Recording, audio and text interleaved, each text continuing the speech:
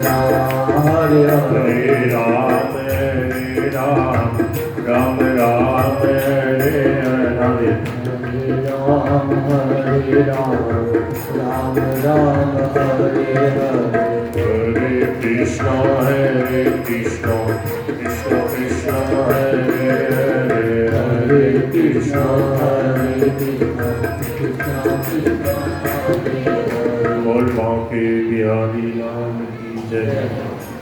भक्तवत्सल भगवान। भक्ति बीज पलटे नहीं जो जुग जाए अनंत। ऊंच नीच घर उपजे रहे संत को संत।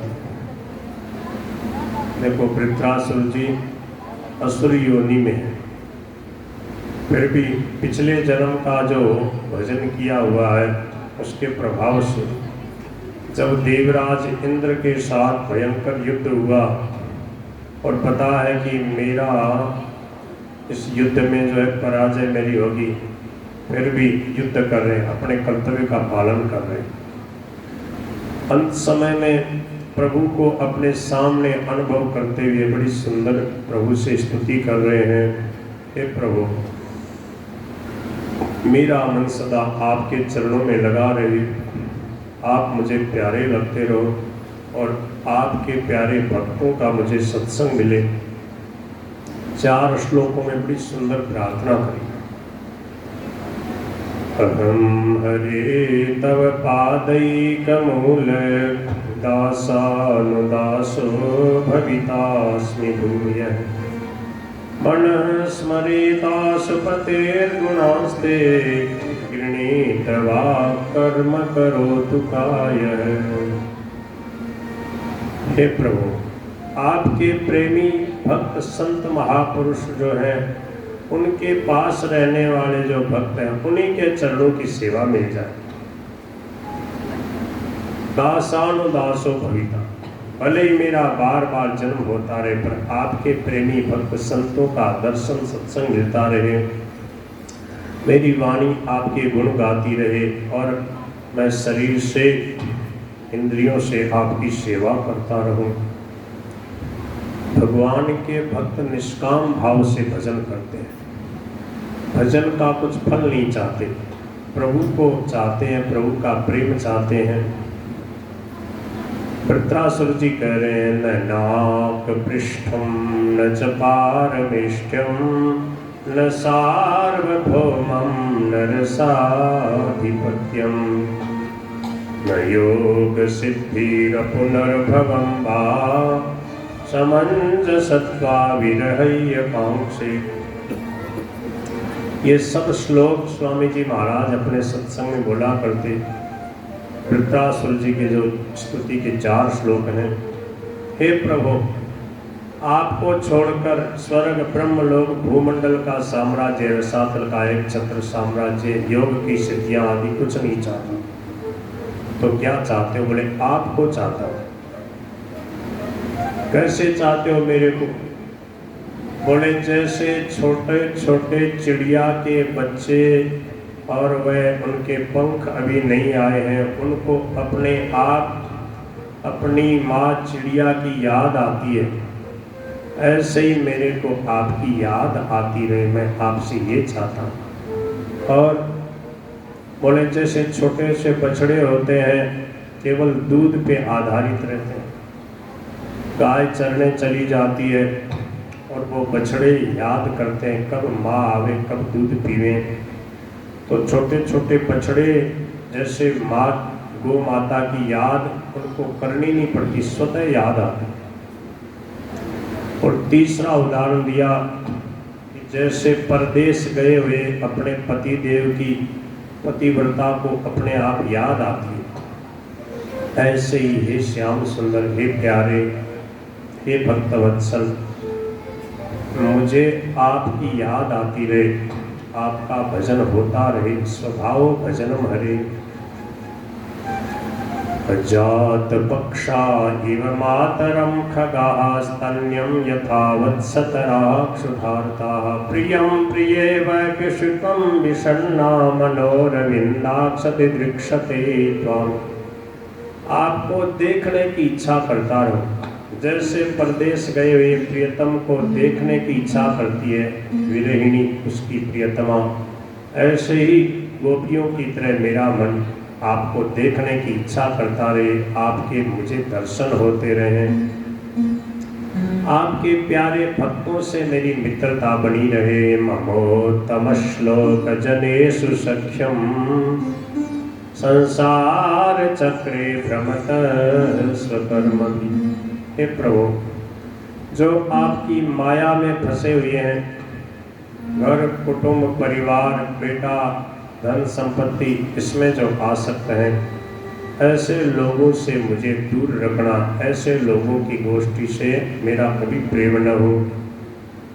इस प्रकार से भगवान की स्तुति करते हुए, भगवान को अत्यंत नज़दीक में अनुभव करते हुए, प्रभु का स्मरण करते हुए फिर देवराज इंद्र से उन्होंने युद्ध किया है।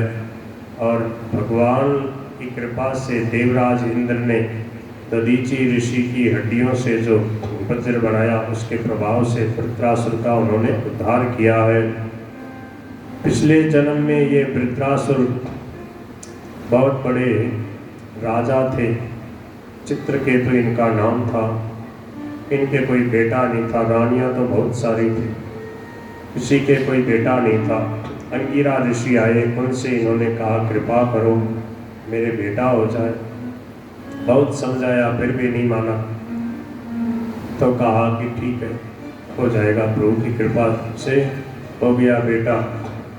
सबसे बड़ी जो रानी थी उसके बेटा हो गया। अब महाराज जहाँ बेटा हुआ वहीं खूब उत्सव मनाते, वहीं रहते, और रानियों को के महल में जाना ही बंद कर दिया। सोतिया डा हो गया और रानियों ने गरम ददु कुमार आए, उस कुमार को, छोटे से बच्चे को जो पालने में सो रहा था, दूध वगैरह में मिला के उसको विष चटा दिया और वह मर गया। कई देर हो गई थी सोए हुए बालक को, और माता ने भाई से कहा कि जाओ उसको उठा के ले आ मेरी गोद में लाड करूं। वह गई तो देखा कि बालक मरा पड़ा है। अब तो राजा रानी छाती पीट पीट के और पृथ्वी पे गिर पड़े बहुत ज़्यादा। अब तो जो है व्याकुल होकर रोने लगे। पपात भूमो पर वृद्धया शुचा ममो विभ्रष्ट शिरोरुहाम्बरा। संतों ने पहले ही कहा था कि देखो जितना ज़्यादा मोह ममता आसक्ति करोगे ना, जितनी ज़्यादा उतना ही मरेगा तो रोना पड़ेगा। अब बहुत ज़्यादा विलाप कर रहे, चारों तरफ जिधर देखो उधर ही विलाप हो रहा, रो रहे कि देखो बहुत विशेष। कितने दिनों के बाद तो एक राजकुमार हुआ और वो भी मर गया। विलपन्त्यामृतं पुत्रम इति चित्र विलापनैः चित्रकेतुर्वृषं तप्तो मुक्तकण्ठोर्रोध है। अंगिरा जी और नारद जी महाराज पधारे और कहा कि क्यों इतना रो रहे हो, अपने आप को संभालो। ये तो शरीर जो है कितना किसके साथ किसका योग है, ये हमारे बस की बात नहीं है।